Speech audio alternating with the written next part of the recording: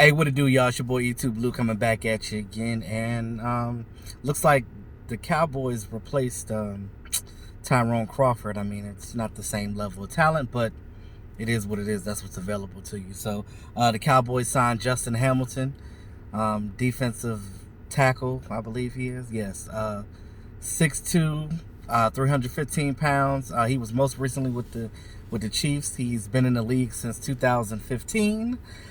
He's played 8 total games in this league.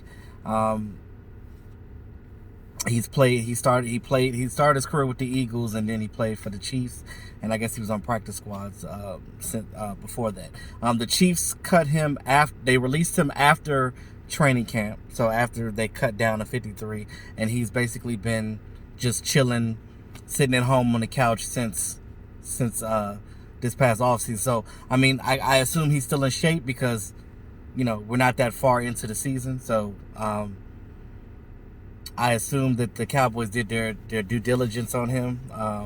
I got full faith in Will McClay. I like how they're able to get these guys off the trash heap and get them to do things. So just so you guys know, I know you're probably like, oh, they got one of these saps and guys that are wannabes and never made it. Look, Cowboys are, at least our team is known for taking saps and wannabes or whatever you want to call them, or never was guys, and make them into players. We've seen them do that on numerous occasions. So like I said, Justin Hamilton is going to replace Tyrone Crawford in his spot.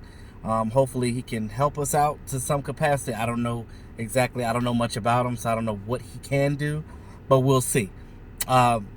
All I know is we got to get pressure. We got too much talent on this defense to not apply pressure onto teams. There's no reason why D-Law is not out here making plays. There's no reason why Kerry Hyder and Quinn, and I mean, Quinn's doing things, but again, there's no reason why all this talent we have on this defensive line can't produce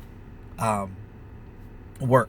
You got Taco going to the Dolphins and doing things for them and starting for them now and taking the place of another player there and leading their team with sacks. So, and that's a winless team. So it's no reason why the talent that we have on this team can't do what they can do to be the best that they can be to put pressure on these quarterbacks. I just still got a nasty taste in my mouth from the Jets game that you couldn't get Sam Darnold on the ground like that often. I mean, it should have been every other play his butt should have been on the ground, but it's neither here nor there. But like I said, Cowboys signed Justin Hamilton. Hopefully he can help the Cowboys to some capacity on this defensive line. Another thing I wanted to say about this offensive line, that I missed this morning. Guys not practicing, things of that nature. Tyron Smith and Lyle Collins are still out. The precautionary reason they're trying to get them situated. Zach Martin, he was out there, him and Connor Williams, but Travis Frederick wasn't practicing. I guess he had something going on, non-football related. So I don't know if it's effects of his illness or of his Guillain-Barré syndrome. I don't know if I said that right, but forgive me if I did. But whatever. For that reason alone, you look at this offensive line, it's like they interview Zach Martin. He's like, look, I got confidence in our backups. We just have to be better with our communication. And that's the key thing with the offensive line, guys. It's not like other positions where you could just keep plugging in players and plugging them out. That offensive line, I told you guys before, it's a unit. It works as one. So whenever a link is broken from that chain, it makes it weaker. You got multiple spots done. You got gaps. And when you got gaps in your offensive line, you're done. So, just to put it in that type of perspective, I just hope that we get some of these guys back for this game, because this Eagles game on Sunday night, prime time, is going to be huge. You got the Eagles players, of course, talking trash.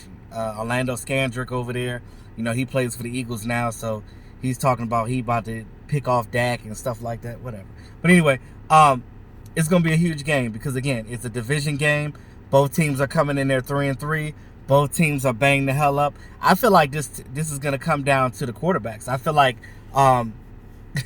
it's going to be Dak against Carson Wentz. You guys are always talking about who's better, Dak or Carson.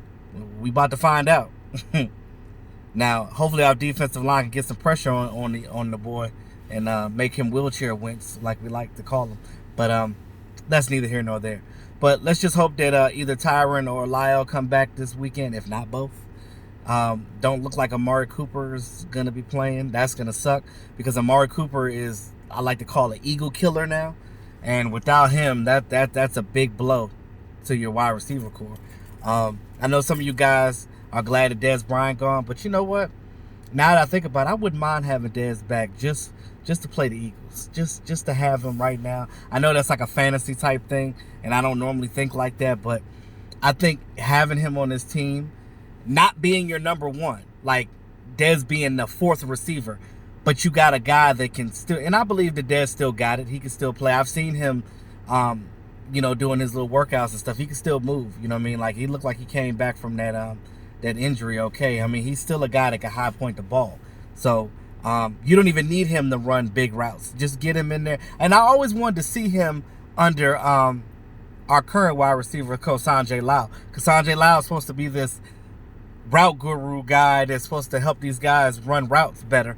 And Dez never got to be with him because they cut him right after Sanjay Lal got signed. So I don't know. I don't think they'll go that route. But you got Michael Irvin out here talking about the Cowboys just signed Antonio Brown. And I'm like, hell no. And I know some of you guys are probably like, well, let's take a chance on him. He's a good talent. You do not. You thought Dez was bad?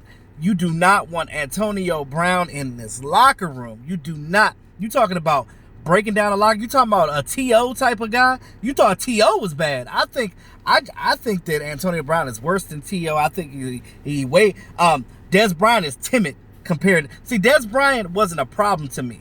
I think that he was just passionate, and the way that he showed it was just looked a little weird. But I don't think he was a problem. He wasn't a problem like Antonio Brown. He wasn't bitching about no helmet. Excuse my language, but no. But that's neither here nor there. But let me know what you guys think about. I know you guys about to say like, who's this guy? We don't know who Justin Hamilton is. But hey, it's depth.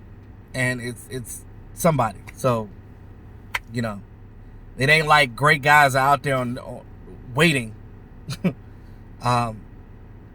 Let's see if he could do something. He's fresh, at least.